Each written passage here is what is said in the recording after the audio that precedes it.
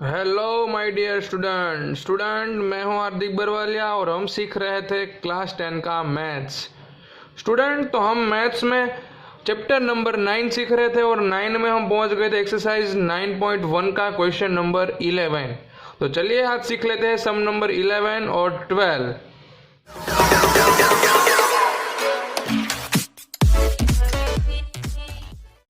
Student, तो यहाँ पर आपको क्वेश्चन नंबर 11 में क्या दिया है, अ टीवी टावर। यहाँ पर आपको फिगर क्वेश्चन में दी ही है, आपको कोई फिगर बनाने की जरूरत नहीं है। ओके, तो क्या दिया है, TV tower stand vertically on a bank of canal, यानी कि कैनाल की बाजू में, कैनाल की जो क्या है किनारा है ना, तो यहाँ पर कैनाल के किनारे पे क्या है, एक साइड टावर है। कौन सा? टीवी टावर है।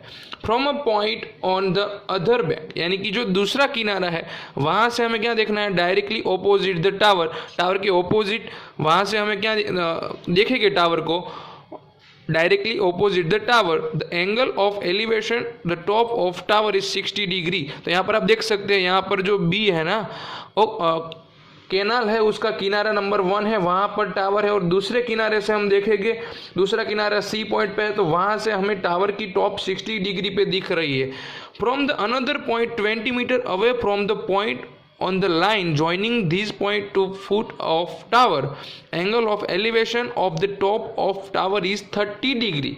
यानी कि क्या बोल रहे हैं भाई, कि भाई जहां से हम देख रहे हैं वहां से हमें क्या करना है, 20 मीटर दूर चले जाना है। तो 20 मीटर दूर चले जाएंगे और वहां से अगर मैं टावर का टॉप देख रहा हूं तो कौन सी डिग्री बन रही है, 30 डिग्री बन रही है। तो हमें क्या फाइंड करना है, find the height of tower, यानी कि टावर की हाइट फाइंड करनी है, और विड्थ ऑफ कैनाल, यानी कि कैनाल कौन सी है भाई, यहाँ पर बीसी जो है ना वो हमारी कैनाल है, उसके एक किनारे पे टावर है और दूसरे किनारे से पहले हम देखेंगे, उसके बाद 20 मीटर दूर चले जाएंगे और वहां से देखेंगे।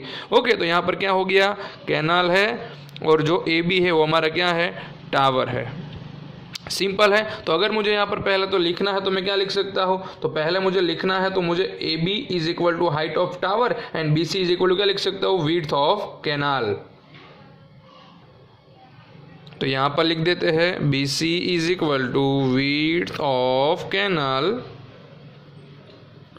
And A B is equal to height of tower.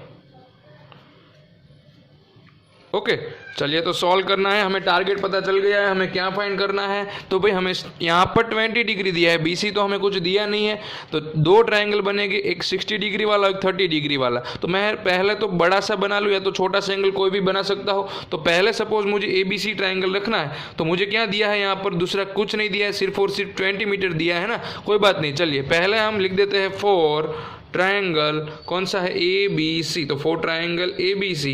हमें क्या चाहिए, हमें टावर और कैनाल दोनों की हाइट फाइंड करनी है ना, एक की हाइट और एक की विड्थ। तो दोनों के बीच का रिलेशन, तो थीटा की ऑपोजिट और थीटा की एडजेसेंट, तो हाइपोटेन्यूस का तो कुछ काम ही नहीं बना, यानी कौन सा फॉर्मूला आ जाएगा, टेन थीटा का। Tan theta is equal to क्या लिख सकते हैं हम, ऑपोजिट यानी ए बी और एडजेसेंट यानी बी सी साइड। ओके, चलिए इसमें क्या कर देते हैं, वैल्यू पुट टेन, तो थीटा हम यहाँ पर 60 डिग्री लगा देंगे, ए बी हमारे पास है नहीं और बी सी भी हमारे पास है नहीं। ओके, कोई बात नहीं, एज इट इज लिख देते हैं। चलिए अब tan 60 की वैल्यू आपको पता होनी चाहिए, √3 is equal to A B upon B C. भाई अब दोनों ट्रायंगल ए बी सी और ए बी डी दोनों में कॉमन क्या है आपको पता होना चाहिए, दोनों में ए बी आ रहा है, यानी कि ए बी को मुझे ऑब्जेक्ट बनाना है यहाँ पर, तो ए बी को मुझे ऑब्जेक्ट बनाना है, तो बी सी कहाँ पर चला जाएगा, मल्टीप्लाई में, यानी कि √3 B C is equal to क्या लिख सकते हैं हम, ए बी लिख सकते हैं, है सिंपल सा रूल है, यहाँ पर आपको समझ में आ गया होगा। ओके, तो आपको जो भी यहाँ पर ऑब्जेक्ट बनाना है आप बना सकते हैं, उसमें कोई दिक्कत नहीं है। अगर आपको यहाँ पर बी सी को ऑब्जेक्ट बनाना है तो √3 कहाँ पर आ जाएगा, A B is equal to sorry B C is equal to क्या हो जाएगा, यहाँ पर बी सी ऊपर चला जाएगा, √3 नीचे आ जाएगा, यानी कि B C is equal to A B upon √3 हो जाएगा। ओके, दोनों में से आप किसी का भी यूज़ कर सकते हैं, है उसमें कुछ गलत नहीं है। अगर आपको यहाँ पर एच और एक्स एज्यूम करना है तो भी कर सकते हैं, और एज इट इज़ रहने देंगे तो भी आंसर आपका आ जाएगा। ओके, चलिए यहाँ पर बाजू में मैं दूसरा ट्रायंगल ले लेता हूँ, तो ट्रायंगल कौन सा हो जाएगा, ए बी डी।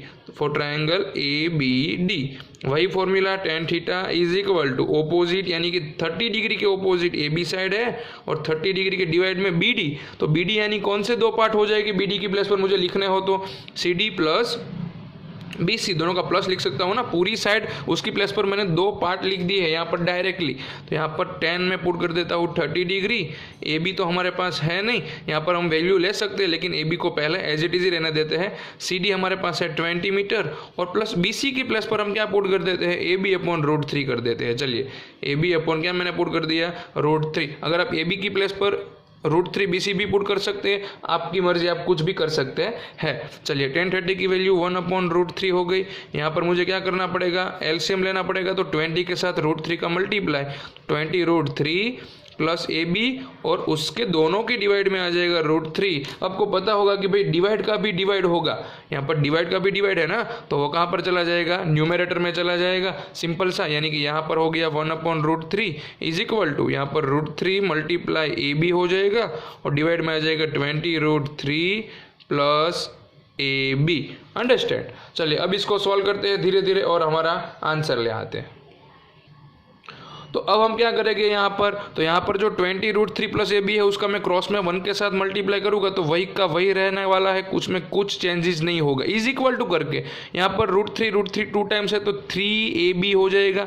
सिंपल सा है फंडा। अब यहाँ पर प्लस AB है उसको मैं भेज दूंगा राइट साइड, यानी क्या हो जाएगा 20√3 इज इक्वल टू 3AB था उसमें से -AB हो जाएगा। ओके, अभी प्लस में था ना, राइट साइड हो गया तो माइनस हो जाएगा। चलिए अब आगे सॉल्व करते हैं।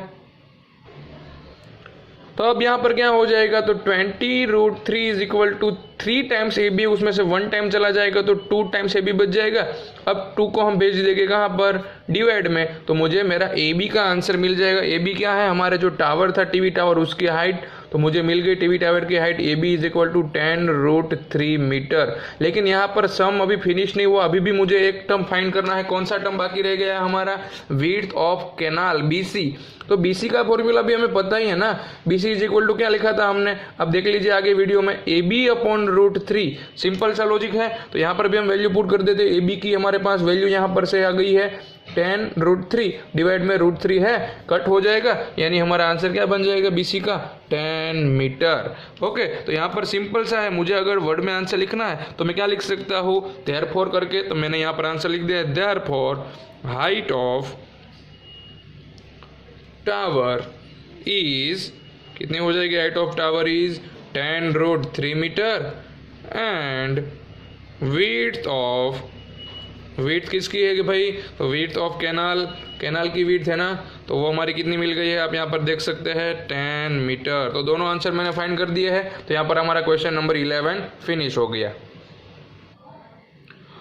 स्टूडेंट, तो अब यहाँ पर आपके सामने 12 नंबर का सम है। 12 नंबर में हमें फिगर नहीं दी है, बनानी है। तो पहले ध्यान से क्वेश्चन देखिए, हमें क्या दिया है, from a top of a 7 metre high building, यानी कि 7 मीटर की बिल्डिंग है, उसकी टॉप यानी कि टेरेस पर से हमें देखना है। क्या देखना है, तो angle of elevation of the top of cable tower.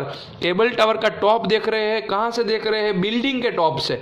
तो आपको पता चल गया होगा कि भी बिल्डिंग छोटी है, तो ही हमें क्या करना पड़ेगा, बिल्डिंग के टॉप से भी हमें ऊपर देखना होगा। ऊपर देखेंगे तभी एलिवेशन एंगल बनेगा ना। तो बिल्डिंग की टॉप से भी हमें ऊपर देखेंगे तो हमें केबल टावर का टॉप कितनी डिग्री पे मिल रहा है, 60 डिग्री पे। ओके, और एंगल ऑफ डिप्रेशन यानी कि उसी बिल्डिंग की टॉप से हम नीचे देख रहे हैं, क्या देख रहे हैं, इट्स फुट, यानी कि केबल टावर का बेस देख रहे हैं, तो 45 डिग्री एंगल बन रहा है। तो हमें क्या फाइंड करना है, हाइट ऑफ टावर, टावर की हाइट फाइंड करनी है बच्चों। तो पहले तो मैं क्या बना दूंगा, एक आपको यहाँ पता होना चाहिए कि भाई आपके पास एक क्या है, बेस है। क्या है बच्चों, बेस। तो सिंपल सा मैंने बेस बना दिया है। बेस की एक साइड हम क्या रखने वाले हैं, यहाँ पर बिल्डिंग, और उसके सामने एक बड़ा सा क्या हो जाएगा, टावर रख देंगे। तो मैंने टावर रख दिया है। ओके, अब आप देखेंगे कि भाई यहाँ पर तो बिल्डिंग फिनिश हो गई, 7 मीटर की ही बिल्डिंग है।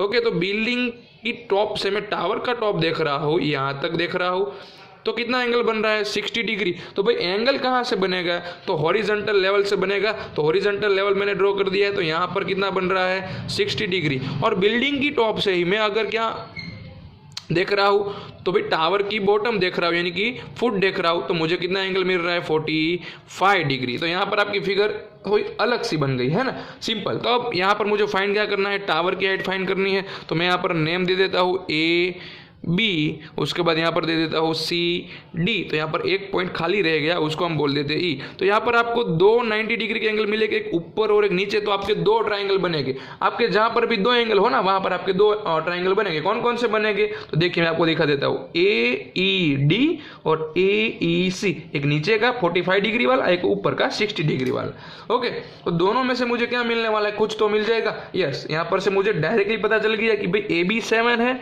तो चलते जाए चलते जाए चलते जाए, यहाँ पर पैरेलल ही है, यानी कि ई डी भी कितना हो जाएगा, 7 मीटर हो जाएगा।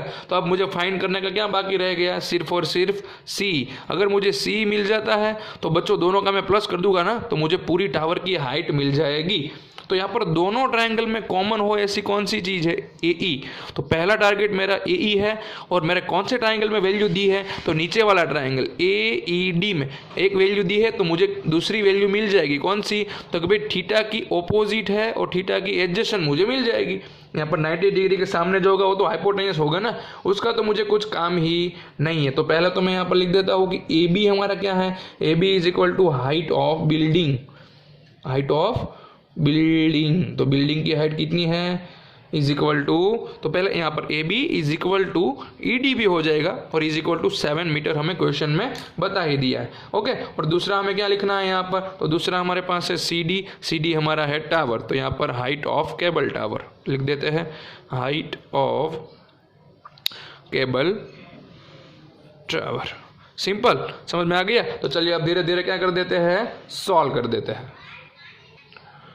तो बच्चों आपको पता चल गया होगा कि भाई मेरे पास दो ट्रायंगल है, दोनों में से कोई भी एक साइड की वैल्यू हो, ऐसा कौन सा ट्रायंगल। तो यहाँ पर नीचे बन रहा है 45 वाला, यानी कि ए ई डी। तो यहाँ पर से स्टार्ट कर देते हैं, for triangle A E D. तो यहाँ पर आपको टेन थीटा का फॉर्मूला यूज करना है, हाइपोटेन्यूस का कुछ काम नहीं है। तो tan theta is equal to, theta यहाँ से देखना है तो उसकी ऑपोजिट हो जाएगी ई डी साइड, और डिवाइड में एडजेसेंट साइड हो जाएगी ई। मेरा टारगेट है पहले ए ई को फाइंड करने का। तो यहाँ पर टेन कितना हो जाएगा, 45 डिग्री, हमारे पास ई डी है 7, और हमें ए ई फाइंड करना है। तो यहाँ पर आपको 1045 की वैल्यू टेबल पर से मिल जाएगी 1 7 अपॉन ए ई। तो ए ई को मैं यहाँ पर 1 के साथ मल्टीप्लाई कर दूंगा बच्चों, तो ए ई का मुझे आंसर मिल गया, A E 1 A E is equal to 7 metre, यानी कि आपके पास ए भी कितना हो गया है, 7 हो गया है। चलिए अब मेरा सम यहाँ पर थोड़ा सा इजी हो गया। अब मुझे दूसरा ट्रायंगल भी चाहिए यहाँ पर, तो 4 ऊपर का ट्रायंगल ए ई सी, तो मैं यहाँ पर लिख देता हूँ 4 ट्रायंगल ए ई सी। तो अब मुझे क्या करना है, उसमें भी टेन थीटा का ही फॉर्मूला यूज़ करना है, लेकिन थीटा यहाँ है तो थीटा की ऑपोजिट यानी कि ई सी साइड अपॉन में एडजेसेंट यानी बाजू में है ए ई। आपको ए सी नहीं लेना है, ए सी आपका हाइपोटेन्यूस हो जाएगा, है ना बच्चों। तो चलिए यहाँ पर हम वैल्यू पुट कर देते हैं, 10 60 डिग्री हो जाएगा, सी ई तो हमारे पास है नहीं, ए ई मिल गया कितना, 7। ओके, चलिए 10 60 की वैल्यू आपकी √3 हो जाएगी, is equal to C E upon 7 है, तो 7 को मल्टीप्लाई में ले जाएंगे तो C E is equal to 7√3 metre आप लिख सकते हैं। अब मुझे क्या चाहिए, मुझे तो हाइट ऑफ टावर चाहिए। तो हाइट ऑफ टावर के लिए क्या करना पड़ेगा मुझे, सी डी। तो सी डी है ना टावर की हाइट, तो दोनों का प्लस कर देना है, सी ई प्लस ई डी। तो सी ई यानी हमारे पास कितना है, हमें मिल गया 7√3 प्लस ई डी हमारे पास 7 क्वेश्चन में दिया ही था। ओके, अब दोनों में से 7 को कॉमन निकाल लेते हैं, तो ब्रैकेट में आ जाएगा √3 + 1 मीटर। ओके, तो यहाँ पर हमारा सम क्या हो गया है, फिनिश। इतना ही करना था। यहाँ पर आंसर लिख देता हूँ वर्ड में कि therefore height of cable tower is कितनी हो गई, 7 ब्रैकेट में √3 + 1 मीटर। ओके, इस तरह से हमारा यहाँ पर सम नंबर 12 भी हो गया है फिनिश।